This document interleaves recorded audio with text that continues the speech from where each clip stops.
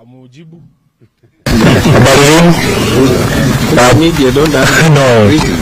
Thank you so much. It's good to see you back here at Chungwa House. Maybe I should say Happy New Year. We have not seen each other here for a long time. So before you is a caucus of the Azimio One Kenya Alliance Members of Parliament. We have a statement here that we are going to read in turns because we want it to be clear and understood by the audience that is the Kenyan people. So I will start off here with me. Mheshimiwa Nabii Nabwera is the Member of Parliament for Lugari. Then we have Mheshimiwa Anthony Oluoch, he's a Member of Parliament for Mathare constituency. Jared Okello, Member of Parliament for Nyando in Kisumu. Mheshimiwa Enoch Wambua is a Senator for Kitui and also the Deputy Minority Leader in the Senate. And of course, Mheshimiwa Sam Atandi, the Member of Parliament for Alego Usonga. So we'll take turns reading this statement. It is fairly lengthy and detailed, but we wish that you be patient with us. So the statement is titled, "Where is the bottom, Bwana Ruto? Where is the bottom?" Ladies and gentlemen, we come before you as a caucus of the Azimio One Kenya Alliance, drawn from both houses of Parliament, who have seen the need to seek answers on pressing economic and governance matters on behalf of the citizens of Kenya. We have a shared concern that Kenyans are being lied to and taken round in circles, particularly on the issue of the economy. While we will continue participating in the public barazas where the issue is equally being canvassed, we want to bring this matter more decisively to the public discourse. Where need be, we will take it ourselves to government offices if that can help us get coherent and believable answers on the matter of the economy, which we can then share with the citizens of Kenya. Although we want to address ourselves to the present situation, we wish to present some brief historical facts for purposes of context. This is not the first time Kenya's economy has gone to the dogs. When the National Rainbow Coalition took power in December of 2002, the economy was at its lowest. It was growing at about 1%. The World Bank, the IMF, and most bilateral lenders had cut funding for Kenya. Tourism had collapsed, the road network had collapsed, infrastructure was in tatters, corruption was at its highest as the only thriving industry in the country. There were no decent jobs for university graduates, businesses had cut costs to the bone, including a series of massive layoffs. Banks typically charged about 30% for individual borrowers seeking 30% interest for individual borrowers looking for a loan. Majority of the Kenyan masses could not easily open a bank account. Tarmac roads were impassable and being repaired with maram. Getting a telephone line was a nightmare. Those on the waiting list to get a telephone line at that particular period in time were estimated to be in the range of 500,000 customers. But NAC did not set about writing a book of lamentations about how bad the situation was. NAC did not set about telling people how bad the situation in the country was. The people were already feeling that the situation was bad. Instead, the new regime set about programs to ensure that the people started benefiting from the electoral victory. Within months of coming to power, the NAC government presented the country with a result-based program of priority government actions designed to meet the medium-term objectives of economic recovery strategy for wealth, employment, and creation. I will let my brother Enoch Wambua proceed from there. Thank you. To address the economic stagnation, NAC targeted the strengthening of the microeconomic framework. They unveiled a more responsible fiscal policy. They unleashed the private sector to participate in investment, particularly in the productive sectors, and especially in infrastructure development and maintenance. To improve equity and reduce poverty, NAC unveiled a program focused on universal free primary education, improved access to basic health, expanded productive capacity in agriculture, and the development of the then overlooked arid and semi-arid areas of the country. The Rainbow Coalition further focused on upgrading the living conditions of urban dwellers through the slum upgrading program. To enhance governance, Rainbow embarked on far-reaching reform of the judiciary, a strengthening of the rule of law and security, improvement in the prisons, police, and implementing reforms in public administration. The Rainbow Coalition shared with the country and the international community a spelled out plan to ensure its program could be funded in a sustainable manner. At some stage, the economic recovery strategy investment activities were revised and reprioritized, and the implementation cost brought down from Kenya shillings 706 billion as originally indicated to Kenya shillings 340 billion. The program that Rainbow presented to the country spelled out priority programs, identified key activities within each program, provided budgetary estimates and financing gaps within the overall resource envelope, laid out the implementation timetable, and committed to a set of monitorable targets. A prioritization workshop was held where all the activities in the logical framework of the program were prioritized in line with the sector objectives. The Rapid Result Initiative was launched. It is these sets of government organization that quickly made Kenyans be polled as the most optimistic people in the world upon the arrival of the NAC administration. Within the first 3 months, NAC's promise of free national primary education had taken off. Prison reforms had taken off. Anti-corruption measures were in place. Reforms to the judiciary were in place. A code of ethics for public service was in place. By the end of 2003, an economy that was growing at less than 1% had picked up to 1.3%. By 2004, the economy grew by about 4.3%, then shot up to 5.8% in 2005.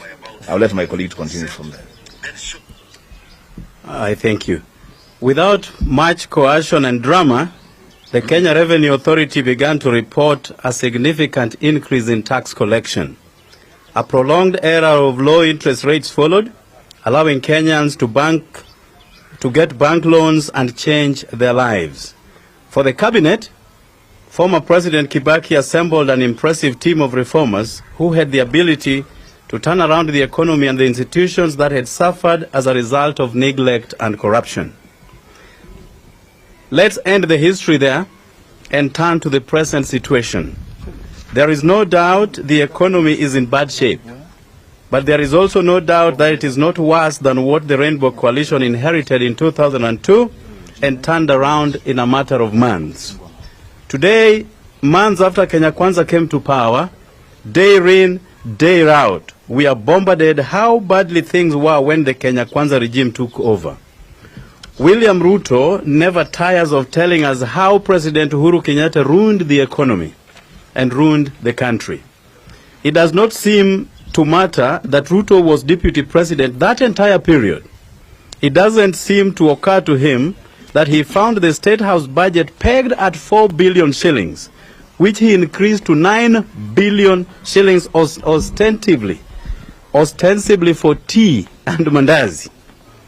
He has introduced offices hitherto unheard of in public service, including prayer warriors called intercessors, office of the first daughter, and office of the spouse of the prime cabinet secretary. Rigathi Gachagua keeps threatening to name officials in Uhuru Kenyatta's government who looted the country. After campaigning on a promise that they would stop the borrowing spree, the Ruto regime is on even a worse borrowing spree.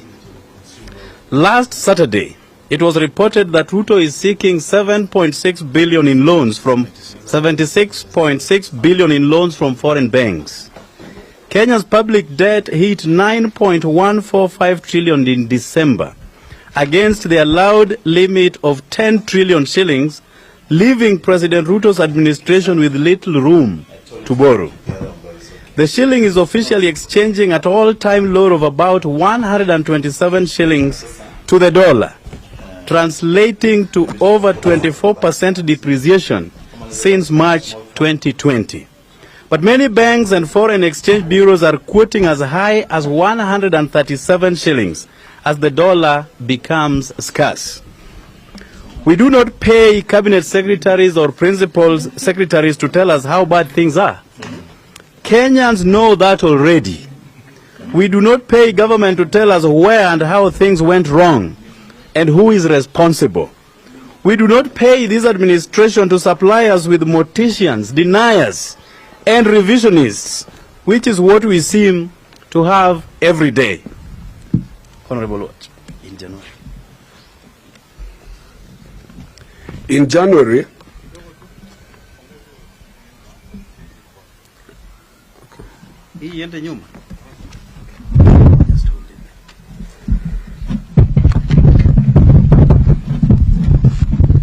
are we okay? In January, Professor Ndung'u warned Kenyans of tough economic times ahead as energy and food costs saw an inflation rages in the fallout from the war in Ukraine. During campaign, Ruto said Ukraine war had no effect on Kenya. On Tuesday, Nation quoted Njuguna Ndung'u once again saying, "From all the things we have analyzed, 2023 is not looking good. There are clear signals that it's going to be a tough year and that the global economy is one example in terms of where we are going."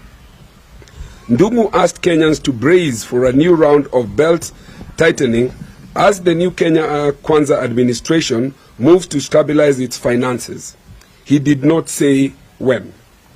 As electricity prices have continued to soar, David Ndii, the chairperson of Ruto's Council of Economic Advisers, turned around and claimed that the Kenya Kwanza regime never promised Kenyans cheap electricity. Yet, we know countries that have cheaper power than Kenya and do not experience outages. Given the foregoing, we wish to be clear as follows. As Kenyans, we pay administrators to solve our problems, not collate and highlight them. Our question to William Ruto, Gachagua, the team at the National Treasury, and the so-called Council of Economic Advisers are as follows. When are things going to get better? When will the shilling stop falling and losing to other currencies? When will the shortage of dollar end? When will the prices of essential commodities come down? I will let my colleague continue from there. What is the plan?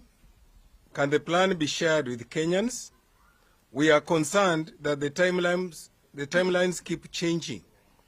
In the beginning, Kenyans were told costs would come down as soon as Ruto put the Bible down.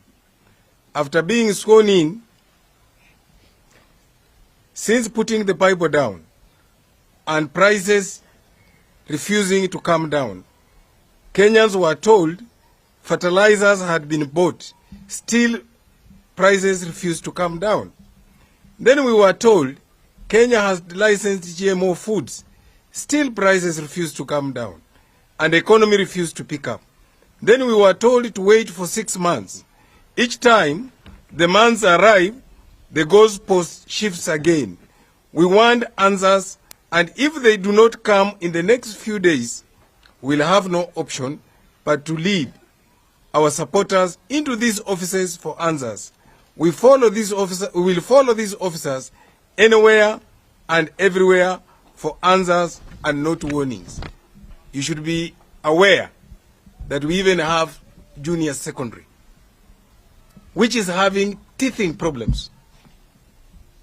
In many of the schools, There's no learning.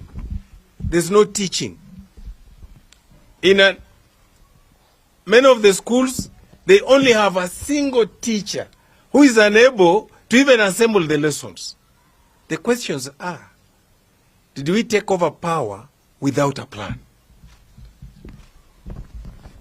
Thank you very much, Thank you very much, my colleagues. I wanted to say, members of the media, that what we are doing here today, we are going to be addressing you more regularly on topical issues touching on the welfare of Kenyans.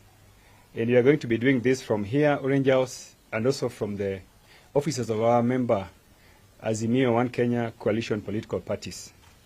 But basically, just to add on the statements that have been read, is to say that from policy, regulatory, and legislative point of view, that there is nothing, there is absolutely nothing that is going on in this government. Zero. We have just gone through supplementary estimates in Parliament, and I know most of you have the details. There was nothing in that supplementary budget that pointed out to the direction of a government that is trying to lift Kenyans from bottom to up.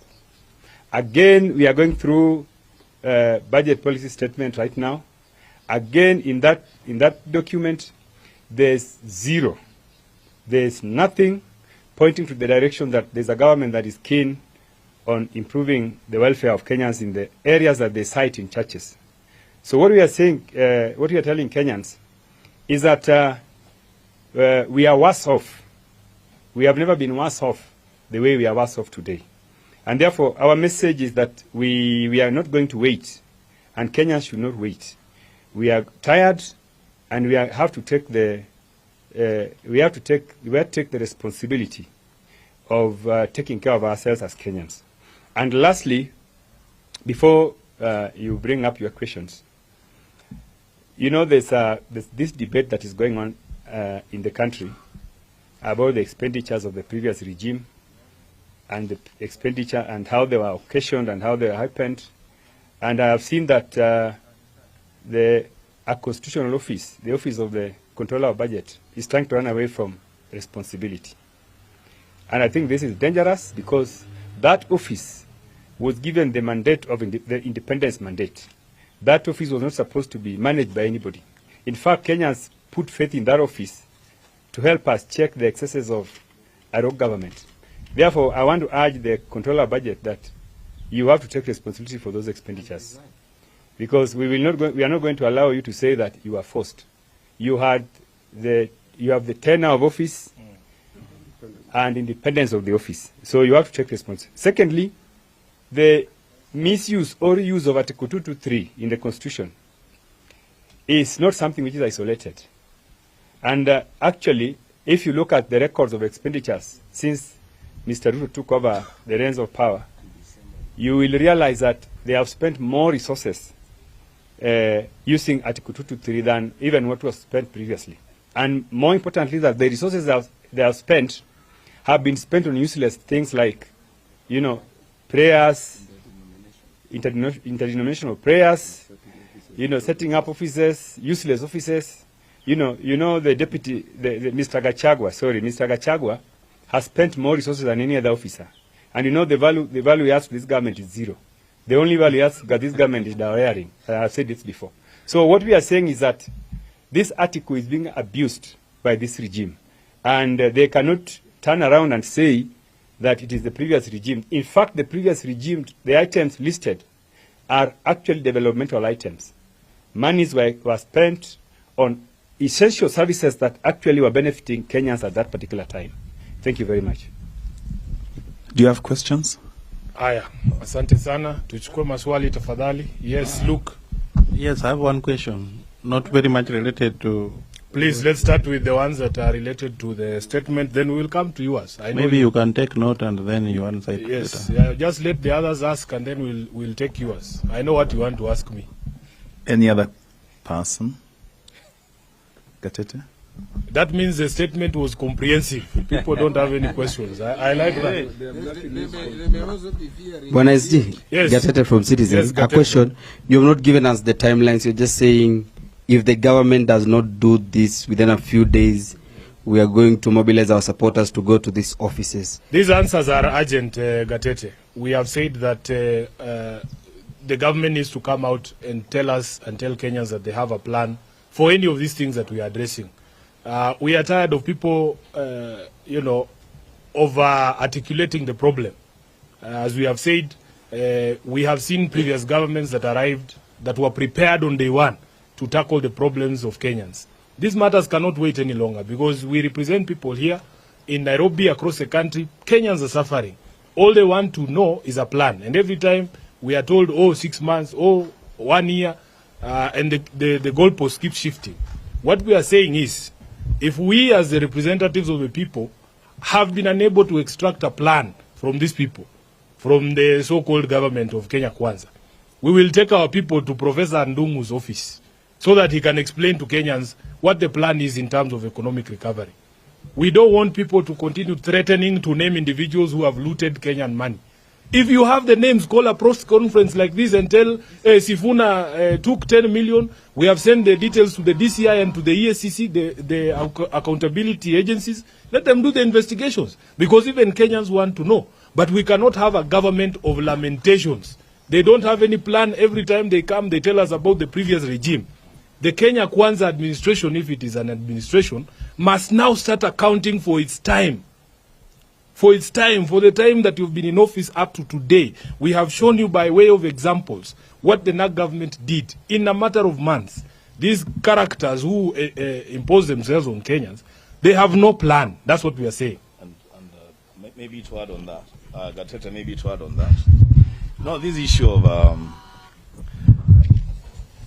Kenyans being reminded all the time that somebody took money, somebody did what they did. As you pursue that line, which is okay. If somebody stole money, then go for those people. But as you do that, tell us what you're doing with the money that you're collecting now. Because you're collecting money now. Yeah, you're collecting money now. When you came into power, by whichever means you did, the previous government had subsidies for basic commodities. You lifted those subsidies. What are you doing with that money? We need to see you doing something, not always complaining.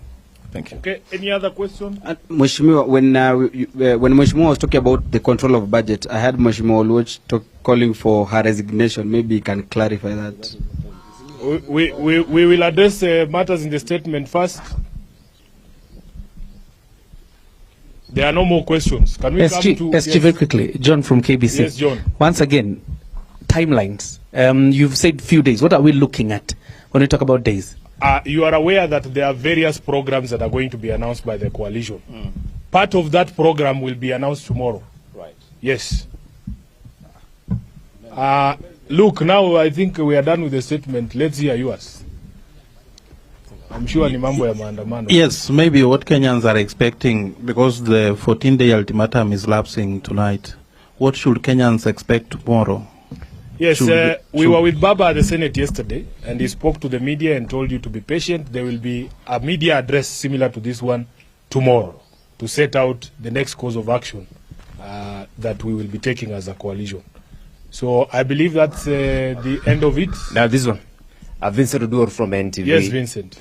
We know the deadline is elapsing to today midnight, and yesterday there were reports that an emissary was sent by President Ruto to try and set up a meeting with the former President Uhuru Kenyatta, and the former president flatly refused, and they used his cousin Kungu. I don't know if where are you getting that? Because I don't think any one of us here is aware of what you are discussing. It was an exclusive information that I had.